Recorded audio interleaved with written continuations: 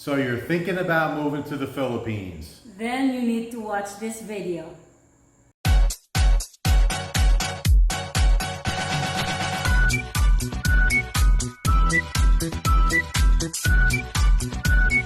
So the first thing is plan, plan, plan. Definitely take your time, think it through. A bad plan is much better than no plan. I've said that for many, many years. It's a big move, guys. Moving from a first world country to a developing country is difficult sometimes. It's frustrating, challenging, and you need to realize that. It's very, very easy to watch YouTube videos and see how things is so beautiful. The weather is always sunny. Everywhere there's just beaches and bikinis. Everything is so cheap. Boy, do I want to live there. Guys, as you know, videos are sometimes deceiving, and there's a reality of the Philippines as well. And you need to be prepared for that. So here's our first recommendation. Come and visit. You can get a 29-day visa for free, just entering the Philippines. All you need is your passport. You enter the Philippines, you go to immigration, say that you're a tourist, and you automatically get approved and stamped for 29 days. Yes. And that's what we did. We visited the Philippines 4 times before we decided to retire early. So I was here typically about 3 weeks, right? 3 weeks at a time. That's all we could, take a day off from our job. Yeah, that's true. We could only get 3 weeks off at a time. So each time we visited, which was 4 times, and we spaced it out about 3 or 4 years of visit. We were here for 21 days, 22 days, something like that. So we had an opportunity to see the Philippines, understand the culture a little bit, at least for me, understand the heat and things like that. So that would be the first recommendation, is to do a little reconnaissance and visit the Philippines at least once, up to 29 days. Now, if you want to stay longer, if you have the time available, all you do is go to any local immigration office. They're all over the Philippines. Just go to them with your passport and say, hey, I'm here on 29-day visa. Can you stamp me for an additional 30 days? There's no questions asked. They'll stamp you for an additional 30 days. Now you can be here for 60 days and you can really see the country. The next recommendation is travel a little bit. Wilma and I did that every time that we visited. We did. Yeah. Yes, we even traveled to Manila. Yeah. Yes, with yeah. my 2 brothers in Laguna. Yeah. So we always go there and visit For a few days. for a few days. Yep. And then get out of Because it was so hot, right? the heavy traffic. Heavy traffic, yeah. So what we did was, obviously we flew into Manila, flew to Leyte, which the airport's in Tacloban, and then went to Wilma's home. And our first visit here to the Philippines was to see the home for the first time. You guys probably know the story, the longtime viewers. Wilma built the house for her parents in Leyte. It was completed. We have a master bedroom and a master bath, so when we came to visit, we had a nice place to stay. So our first trip, or my first trip to the Philippines, was basically to see the house for the first time. Yes. So, we did that, but we also branched out. We did some traveling within Leyte, and then we always would go to Manila for a few days. And every time we visited, and I think we visited 3 or 4 times, before we actually moved here, we would branch out to another island just so we could see what it had to offer. Now, at the time, we weren't thinking about retiring here, but we just wanted to see the country. Yeah. And you got to see areas that you'd never seen before. I've never seen before. Yeah, so that would be another recommendation, guys, is when you come here, you watch all these YouTube videos, specifically about Dumaguete, for an example, and people come here and then never leave this area. That's fine. There's nothing wrong with it. But branch out and see what the Philippines has to offer, because you may travel to a different area. I'll give you an example, Panguil Island. That's nice island. We went there for about a week. absolutely gorgeous. So you may think that you're going to settle in Dumaguete, go to a place like Pango Island, fall in love with it, find a great place to rent or to buy, and your retirement just got that much better. So branch out and do a little travel. So next up, I need to talk a little bit about the type of folks that we meet that are looking or has retired to the Philippines. And I'm going to use the 80-20 rule. It's not scientific, but I would imagine, and this is just my guess, so you guys can comment below what you think, 20% of the people who retire to the Philippines are probably already married to a Filipina in their home country, worked all their life like Wilma and I, and then decided to retire to the Philippines. I'm going to say that that's 20%. On our channel, we always talk about the 10 percenters. So let's say anywhere from 10 to 20%. But that means that the majority, call it 80, 90%, are usually men who move here to the Philippines as a bachelor. They're single, and we remain single, or they're looking for a relationship, or today's world, they're in a long distance relationship. You hear that a lot. That's something that really didn't take place 20, 30 years ago. Very common now, but we've met a lot of people who have been in long distance relationships. They move here and it works out great. And very successful. Very successful. Yeah. But then you do hear a percentage that is a total nightmare. So it's always a risk. But I would say that the 80-20 rule, 80% of mostly men who retire to the Philippines are just looking for the nice weather, looking for the lower cost of living, and then more than likely looking to have an eventual relationship. So for that group, I guess our recommendation is use some caution. With our channel, we meet so many people, not only up here at the house, but we go to a lot of expat, cookouts and get-together gatherings, and there's always a list of new people that get invited, and we talk about our story as well as theirs, and you just hear about people coming here and settling down so quickly, meeting somebody for the first time, they move them in, 3 days later, and then you hear, oh, it was a disaster. So guys, I'm sure you've heard it many, many times before. When you come here, don't rush, take your time. You hear so many bad stories. You don't want it to happen to you. It's your retirement. It's your retirement dollars. You need to look out for your retirement dollars. And you can very easily be separated from your money here if you're not somewhat street smart and cautious. You would agree with that? I agree with that. Try to get to know the person first. Don't be too trusted. Yeah, that's true. It's very important. Yeah, I mean, there's nothing wrong with saying, don't be too trusting. You can't be too trusting. It may come across as fantastic, but in the back of your mind, you just have to be careful.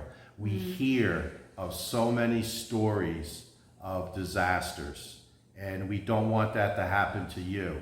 So if you're part of that 80%, when you come here, take it slow, enjoy yourself, enjoy the great weather. There's so many expat gatherings here. Get to know people, get to know what's available, what works for you, what doesn't work for you. It takes time. It's going to take time for you to get used to the heat, for example. But there's no reason to rush into anything. One of the things that we didn't do, and I don't think I've ever heard in any other YouTube channel, it's something that Wilma and I have been talking about, and we're starting to do it now that we're settled in here for 2 years already, is there is a lot of great expat groups on Facebook.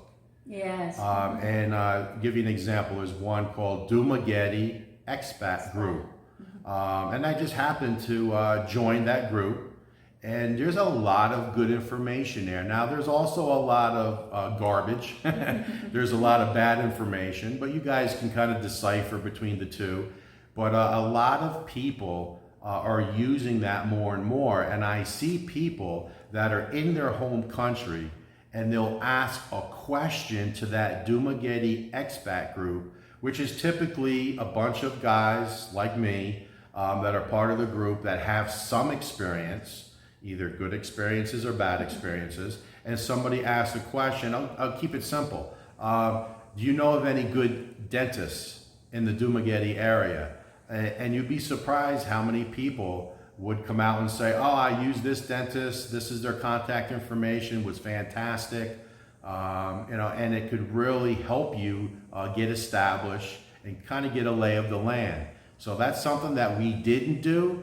We're part of some of those groups now because there's nothing wrong with getting more and more educated and listening to what has worked to other people, knowing that some of it may be bad information. You just have to decipher that. But if you're in your home country and you're thinking about, say, moving, I won't use Dumageddon, Tagbilaran, Bohol. Very nice city. We spent a lot of time there. Yeah. See if there's a Facebook expat group. I'm sure it'll be called the Tagbilaran expat group or the Dumageddon expat group.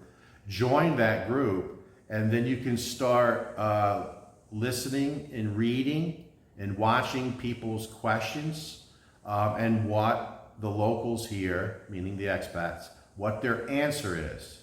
And it could really give you some valuable information that could help you when you decide to move here. Next up is a big one. Getting established, and that's a very, very comprehensive topic. It's something that it's really multifaceted. First off, if you're thinking about moving here, you just can't have a retirement. So many people send us emails and said, hey, I have Social Security coming in and I get $2,000 a month. Can I live on $2,000 a month? That's a very hard question for me to answer because there's not enough information there for me to give you any guidance. If you only have $2,000 a month, my recommendation is no. That would be my recommendation. I'll explain why. Can you live here for that amount of money? Absolutely. You can rent a nice place, go out to dinner, pay all your bills, have internet. You can definitely live here for that, even less.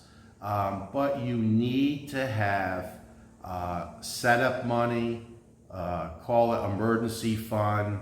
You need to have a nest egg. You agree with that? I agree with that. Big That's time. very important, guys. Very important. Very, to have very a important. emergency fund. Yeah, for multiple reasons.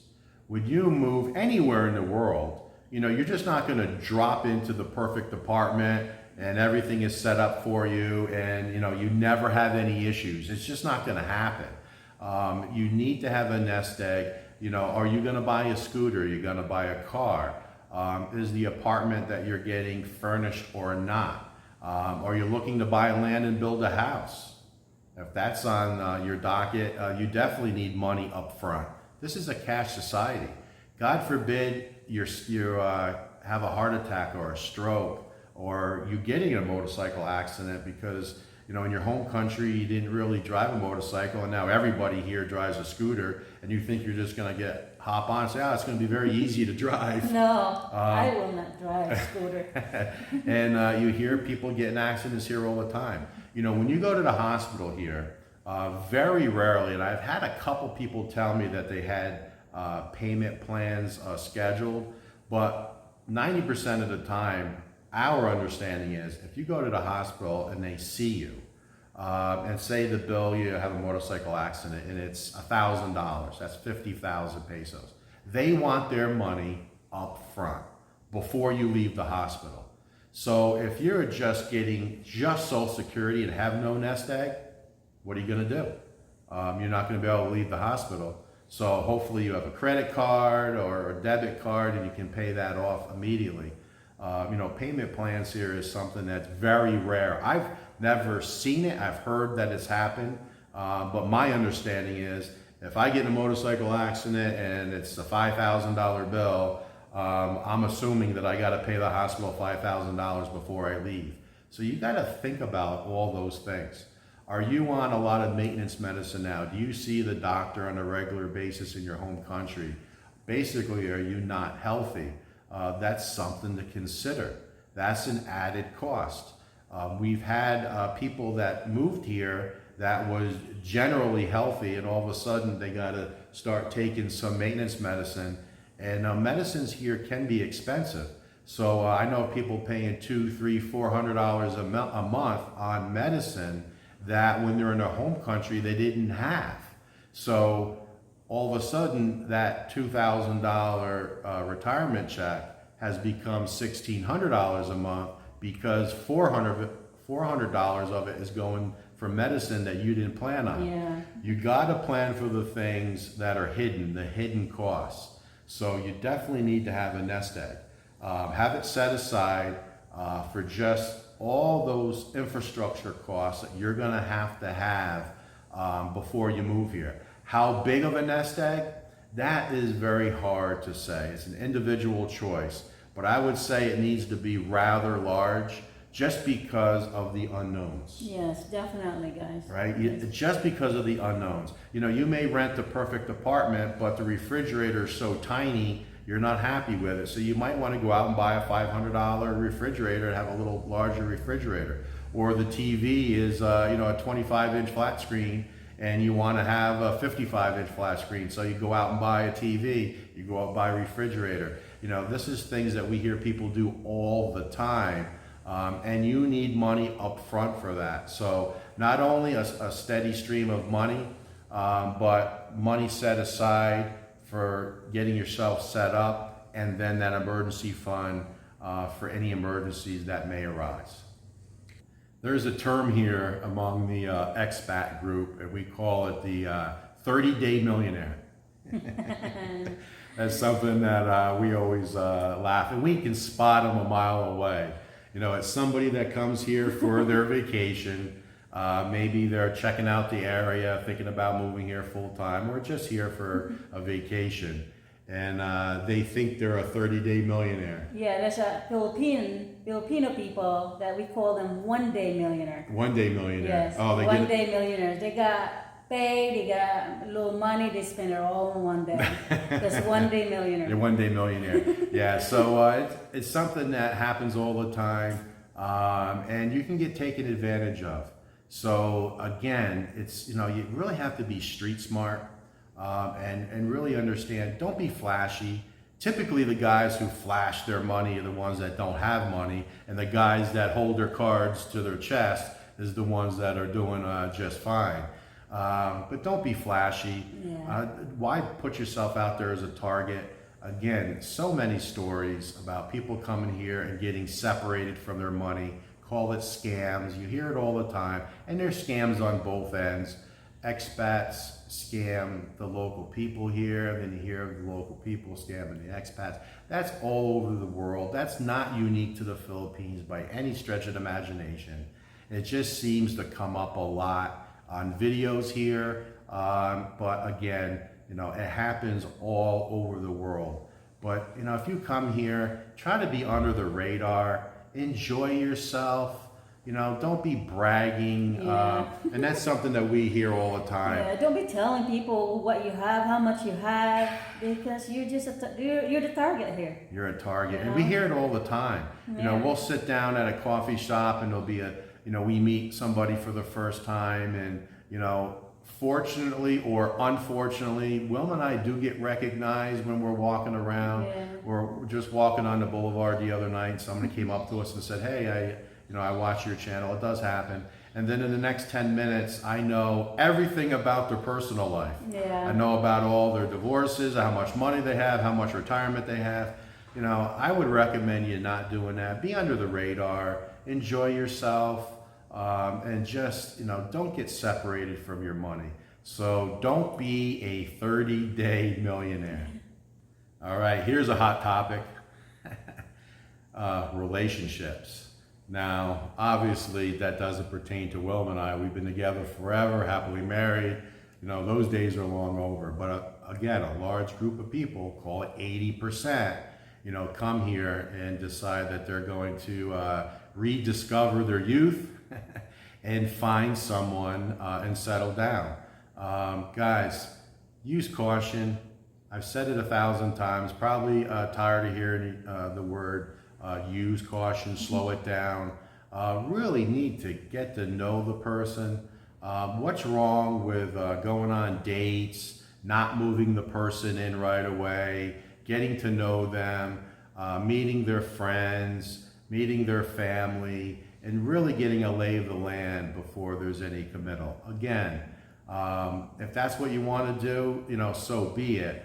But it just sounds like that the people we meet that do that usually have a harder time than the people who don't do that. So again, you hear people that come here to meet somebody right away and it's fantastic, and 10 years later they're married with 2 kids and happily married. It happens. There's nothing wrong with that. But again, I'm going with that 80-20 rule. You're probably part of the 20%, which I like to say 90-10, 10%ers.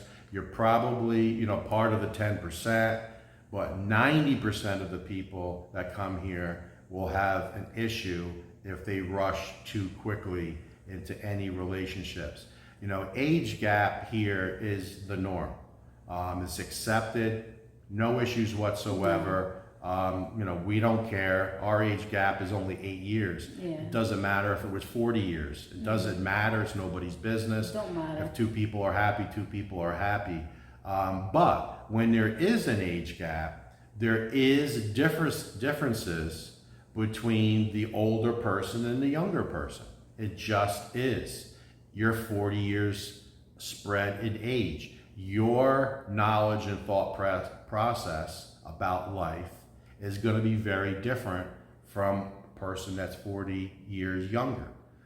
It's just the way it is. So accept that and just realize that there is differences, and you just have to maneuver through that. So slow down, get to know the person. So now I'm talking specifically to what I call, it's a Building the Philippines coined phrase, the 10%ers. So I'm talking to you. So guys, if you're in your home country, you've been married to your Filipina for several years, you have your nest egg, you have your retirement coming soon, or you're at retirement age and you're already getting your retirement, you're thinking about retiring to the Philippines. Guys, when you come here, I suggest that you travel multiple islands. You hear all the time where foreigners say, well, I only want to retire right around and near where my Filipina wife grew up. Nothing wrong with that. Absolutely nothing wrong with that. And I have no problem with that. And we tried. We tried very, very hard to find land in and around where Wilma grew up. But I'll tell you why we didn't. A couple of reasons. One, we never found the perfect piece of property that met all our needs. And 2, the infrastructure where she grew up is further behind than what I was comfortable with. Meaning we would have to travel about an hour and 15 minutes for a decent grocery store. Yeah. We had to travel a little over 2 hours. 2.5 hours. For hospital. To a private hospital. 2.5 hours to a private hospital. Remember, we wanted an ACE hospital, and there was an ACE hospital, but 2.5 hours away. Things like internet in her barangay did not exist. So these are all things that was uncomfortable to me. So if you're just gonna tunnel vision down and say, I'm only gonna live in a general area around where my Filipina wife grew up, that may not be satisfactory to you long term. And we thought it through, and it was a difficult decision because we would much rather just jump in a truck, go 30 minutes to be able to visit her family. And it was difficult to branch out. We said we wanted to branch out to multiple islands to see what was available. And see, that we wanted Western amenities, good hospitals that was close, and the Western style restaurants. There's a lot of resorts here in Darwin that have really done a nice job of trying to mimic a Western style restaurant. So I'll tell you just a quick story. And I've kind of told this before in other videos, but I want to specifically hone on one thing. Wilma and I visited Dumaguete for the first time in March of 22. Right? Yes. And we got here and we were very tired. We got to the hotel. And we're saying we need to go to a restaurant. So we went on Google and we saw a restaurant that now has basically been our go-to restaurant, other than Atlantis because it's close here in Darwin. But in Dumaguete, our go-to restaurant is Casablanca. It's right on the boulevard. So we were exhausted. We went to Casablanca. We sat down and it had hamburgers on the menu. And I turned to Wilma and said, I have not seen a hamburger at Leyte in 11 months other than McDonald's or Jollibee. So I'm gonna have a restaurant hamburger. And Wilma said, I'm gonna do the same thing. So we ordered 2 hamburgers. 3 minutes later, the waitress came with hot buttered bread. And they set it on the table. I have not seen that in a year in any restaurant in the Philippines I went to. I turned to Wilma and said, we're moving to Dumaguete. Solely based on the fact that they just served us hot buttered bread in a restaurant that I have not seen at all. In Leyte. In Leyte, for example. So, just the little things in life, and that was our decision. So that was a story that I've wanted to share for a long time. So for everyone thinking about retiring to the Philippines, we wish you the best of luck. Yes, good luck, guys. Good luck, guys. It's so enjoyable. Just realize that things is not perfect, but the good things far outweigh the challenges. If you don't have to go to work every day, things is good right off the bat. Are we enjoying our retirement here? Absolutely. Are we happy that we bought this property in Darwin? Very much so. Very much. Are we happy with the house and our pool? Yes. Do we enjoy the fact that there's a lot of expats around here? We actually do, and we thought when we were back in the U.S. that we wanted to retire where there was no expats, but we changed our mind. We like the fact that we get invited to a lot of expat get-togethers, and we really do enjoy ourselves. Yeah. Because it's good conversation. If you surround yourself with good people, obviously, things go very, very well. So for all of you 10%ers out there, definitely need to have a plan. The plan is very individual. Try to have as much liquid cash as humanly possible. Do as much planning as you can. Getting your money over to the Philippines is also a challenge. So banking, we just did a video on that, on how we transfer money. So if you're thinking about or have questions about how to move your money from your home country here to the Philippines, go watch that video. So plan. Take your time. Come and visit before you make the move.